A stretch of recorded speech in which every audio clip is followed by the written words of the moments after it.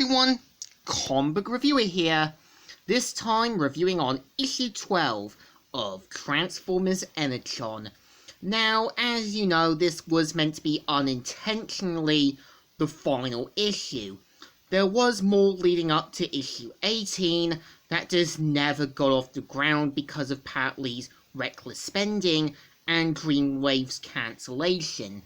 So the cover mainly has Megatron and Scorponok looking at each other, giving a staring contest, and the story mainly starts off with Scorponok years ago back on Cybertron saying, "Enough stalling! The time for enhancement is past. Let the mayhem begin!" And of course finds some Autobots saying, "This bunker of Autobots, sought to desperately hide from our senses, is now merely another unmarked tomb."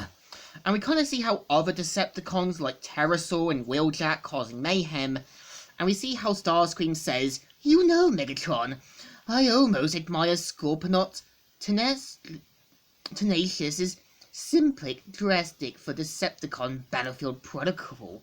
Almost."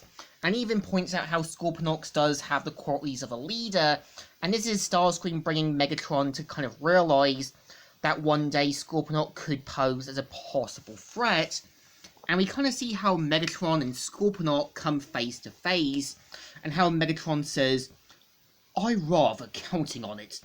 What you call courage, I call foolishness, risking your life, and more importantly, the long-term mission goal for the very cheap thrill of close combat."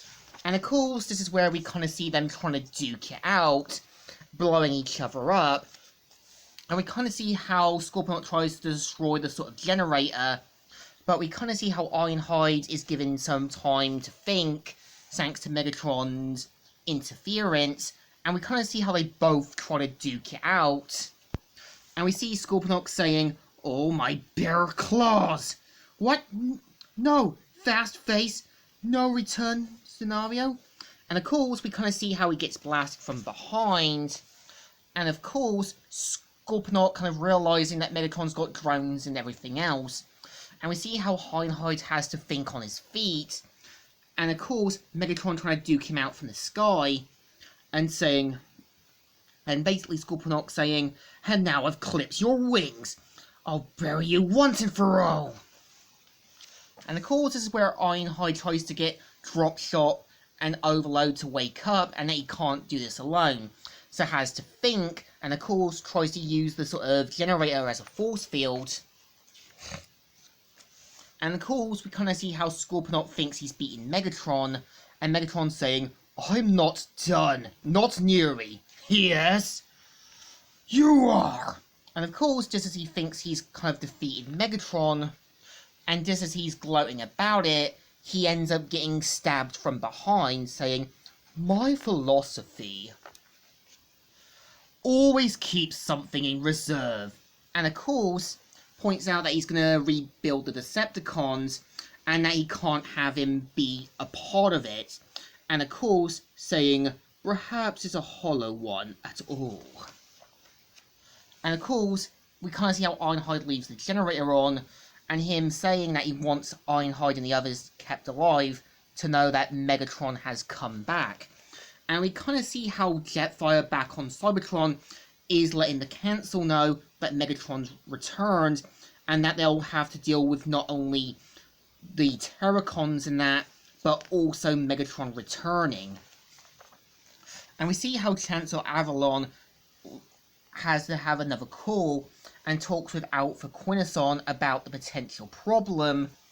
And we kind of see how back in the belly of Unicron, Optimus saying, "Ready or not, Unicron, here I come." And of course, the next issue was going to be leading up to the next event that obviously would have ended Energon and then move on to Dreamwave's idea for Cybertron. And this is the story. So I think my personal thoughts on this issue is a little lackluster. I think they still could have built up Scorponok and maybe kind of having him retreating or having his tail cut off by Megatron as a reminder to what happens to him. I think the issue ends itself unintentionally, and I think, yeah, because of the bankruptcy, it just feels like a hollow final, unintentionally. So I think the issue deserves a thumbs down. Well, not unintentionally, it feels like there was a lot more you could tell Simon Furman wanted to tell.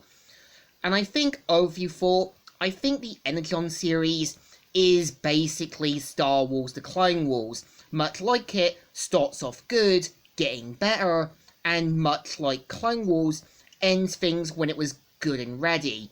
And I know Simon Furman did share his ideas on the other artwork covers, plans for the stories he was going to do, the same way with Dreamwave's version of Beast Wars. So I think the Energon series overall does deserve a thumbs in the middle. While it's okay at places, it does feel like some things were a little rushed. And I get it because of the sort of toy lines moving on. You could tell Simon Furman was stuck with what he had to do. So I think, in my opinion, not a bad series. So, Comic Reviewer here, signing out.